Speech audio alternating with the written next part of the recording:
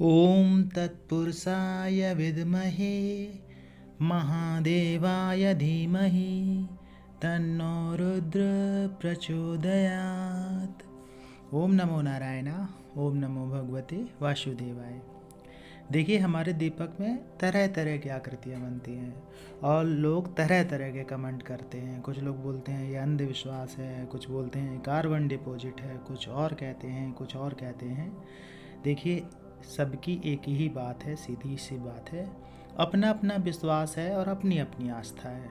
आपको लगता है कि शिवालय में भगवान शिव होते हैं तो होते हैं, कोई उसे कहे कि नहीं पत्थर है, गोल पत्थर है, क्या अंधविश्वासी बने हो, तो किसी के कहने पे मत जाइए।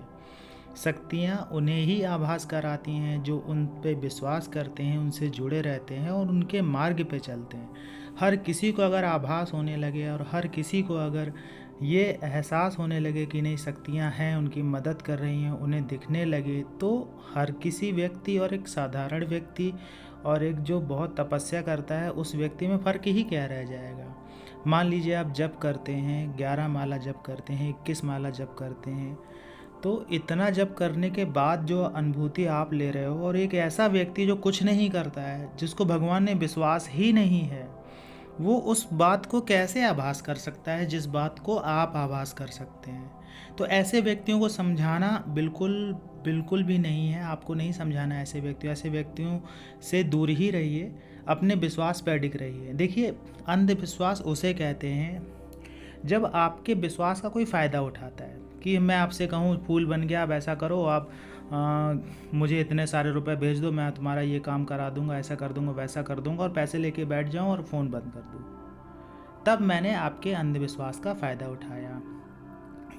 लेकिन यहाँ पे तो अंधविश्वास वाली बात ही नहीं है, यहाँ तो आपके आभास की बात है। अगर आपके दीपक में फूल बनता है तो आप खुद आभास करिए, किसी के कहने पे मत जाइए। बहुत सारे वीडियो, सब लोग अपनी तरह तरह की चीज़ें बता रहे हैं, कोई कुछ बता रहा है, कोई कुछ बता रहा है। मेरे ही बहुत सारे वीडियो देख के आप कन्फ्यूज भी हो गए होंगे, इसलिए मुझे लगा कि आपसे इस बारे में और बात करनी चाहिए।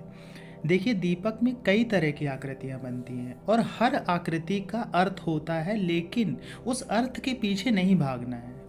क्योंकि क्या होता है कि उस अर्थ को जानने के चक्कर में हम अपनी पूजा से अपना जो हमारा एक पूजा की तरफ कंसंट्रेशन होता है, या हम पूजा पाठ में जो कंसंट्रेशन जिस मानसिक दशा से हम बैठते हैं, मानसिक भाव से बैठते हैं, वो कहीं ना कहीं भंग हो जाता है। क्योंकि हम यही सोचते रहते हैं इसका अर्थ क्या है, उसका अर्थ क्या है।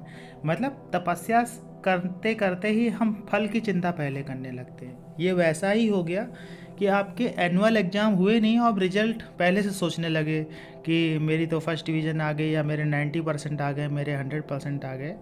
तो ऐसा मत सोचिए। तपस्या पे ध्यान दीजिए, पूजा पे ध्यान दीजिए, मंत्र जप पे ध्यान दीजिए। जो आकृति बन रही है, जो संकेत बन रहा है, उनमें से कोई भी ऐसा संकेत नहीं बनता है जो आपको ये सीधे डायरेक्शन दे दे कि नहीं तुम ये करो जाके, नहीं तुम ऐसा कर लो जाके, जाओ तुम इसको ये दे के आ जाओ, जाओ तुम उससे वो लेके आ जाओ। ऐसा कोई संकेत नहीं होता है। संकेत सिर्फ इस बात का होता है कि आपकी पूजा स्वीकार हो रही है, जिस भाव से, जिस मनोरथ से आप पूजा में बैठे हैं, वो कहीं ना कहीं सिद्ध हो रहा है।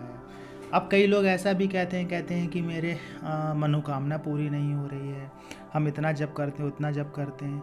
जैसे कई लोग क्या करते हैं, दिन भर जप करते रहते हैं, पूरे दिन, कहीं जब मौका मिला बैठ के जप करने लगे। तो देखिए, ऐसे जप से कोई फल आप सोचें कि मिल जाए तो वो संभव नहीं होता है। हाँ, आपकी ऊर्जा सकारात्मक बनी रहती है, इतना ज़रूर होता है। लेकिन आप सोचें कि नहीं इससे कोई आपको फल मिल जाएगा, तो वो नहीं मिलता है। क्योंकि अगर ऐसे ही अगर फल मिलने लगेगा तो सभी जप करते रहते हैं, सभी दिन भर भगवान का नाम लेते रहते हैं, तो सबके जीवन के ऐसे कष्ट नहीं मिटते हैं। उसके लिए आपको तपस्या करनी ही पड़ती है। तपस्या का अर्थ ये नहीं है कि आप घर बार छोड़ छाड़ के हिमालय के पर्वतों में जाके बैठ गए। तपस्या का अर्थ ये है कि घर में थोड़ा समय दीजिए, आधे घंटा, 1 घंटा जप करिए, भगवान का ध्यान करिए, उनसे जुड़ने का प्रयास करिए।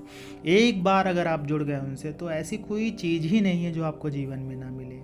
और देखिए, दीपक में कई तरह की आकृतियाँ बनती हैं और हर आकृति का कुछ ना कुछ अर्थ होता है। लेकिन अगर आपको वो आकृति पूरी समझ में आ रही है तो ही समझिए। अगर वो आकृति समझ में नहीं आ रही तो उसके पीछे मत पड़िए कि ये क्या बन गया है, इसे मैं क्या समझूं। बहुत गौर से देखते रहिए, ये वो, उतना ज़्यादा दिमाग नहीं लगाना है। आपको कोई, क्योंकि अगर कोई साक्षात आकृति बनेगी तो साक्षात ही दिखेगी। कमल का दल बना है, कमल की एक पंखुड़ी बनी है तो दिखेगी कि पंखुड़ी बनी हुई है। अगर माता रानी के नैन बने हैं तो दिखेंगे कि हाँ नैन बने हैं। मोर का पंख बना है तो दिखेगा मोर का पंख बना है। गणेश भगवान की आकृति बनी है तो दिखेगी। उसको इतना ज़्यादा गौर से समझना नहीं पड़ेगा, वो देखते ही पता चल जाएगा कि हाँ ये बना है। और उसके अलावा अगर कुछ भी बन जाता है, समझ में नहीं आ रहा है, तो समझिए कोई आकृति बनी है, ज़रूरी नहीं है कि वो संकेत ही हो। ठीक है। दूसरी बात यह है कि अपने आप को इसी में फंसा के मत रखिए। अपनी पूजा को आगे बढ़ाइए, मंत्र जप करते रहिए, ध्यान करते रहिए भगवान का, तो आपको और भी बहुत सारे संकेत मिलेंगे। ये तो पहला पड़ाव भी नहीं है जिससे आप बहुत कुछ समझ लेते हैं। क्या जैसे आपकी मनोकामना पूरी होगी या आपकी पूजा स्वीकार हो रही है, ये सही बात है, लेकिन जब तक आप उस क्षेत्र में कुछ काम नहीं करेंगे, उस क्षेत्र में कुछ, जैसे मान लीजिए बिजनेस करना चाहते हैं तो बिजनेस करेंगे नहीं तो कमाएंगे कैसे। हाँ चलो संकेत मिल गया आपको कि आपकी पूजा स्वीकार होगी, आपकी मनोकामना पूरी होगी, और मनोकामना आपकी ये थी आप बिजनेस करना चाहते हैं, उससे कमाना चाहते हैं। तो जब तक आप उस क्षेत्र में कार्य नहीं करेंगे तो आप कमाएंगे कैसे, बिजनेस करेंगे नहीं तो कमाएंगे कैसे। तो कार्य करना बहुत ज़रूरी है। आप जो निर्णय लेने जा रहे हैं जीवन में, वो कहीं ना कहीं सही हो जाता है जब आपके साथ में इस तरह की चीज़ें होने लगती हैं। देखिए बहुत सारी चीज़ें डिपेंड करती हैं। ये भी डिपेंड करता है कि आपका मंदिर घर में कहाँ है, आपकी कुंडली कैसी है, घर में कोई वास्तु दोष है कि नहीं है, परिवार वालों की कुंडली कैसी है। जैसे मान लीजिए 4 लोग हैं, 4 में से 3 की कुंडली में दुख ही दुख लिखा है, आपकी कुंडली में थोड़ा सुख लिखा है, तो चारों की कुंडलियाँ एक साथ मैच करेंगे तो सोचिए कैसे सुख मिल जाएगा। बहुत सारी चीज़ें मैटर करती हैं, सिर्फ एक ही चीज़ नहीं होती है कि केवल संकेत मिला और सब कुछ सही हो जाएगा। अब समस्या ये होती है कि हर चीज़ को आप कैसे समझेंगे, तो हर चीज़ को थोड़ा थोड़ा करके समझना पड़ेगा। हर चीज़ को थोड़ा थोड़ा करके समझेंगे, थोड़ा थोड़ा हर चीज़ में सुधार करेंगे तो जीवन में परिवर्तन होना ही होना है। जैसे हम हर वीडियो में कुछ ना कुछ आपको ऐसी बात ज़रूर बताते हैं कि जो अगर आप अपने जीवन में बदल लेते हैं तो आपके जीवन में बदलाव ज़रूर होता है। और ये खुद के अनुभव से ही मैं आपको बता रहा हूँ, ऐसा नहीं कि मैंने कहीं पढ़ा है या कुछ है। कुछ लोग शास्त्रीय प्रमाण के पीछे पड़ जाते हैं कि शास्त्रीय प्रमाण बताओ, ये करो वो करो। अरे भैया शास्त्रीय प्रमाण यहाँ नहीं मिलेगा आपको शास्त्रीय प्रमाण चाहिए तो शास्त्रीय प्रमाण की बातें अलग हैं, ये बातें अलग हैं।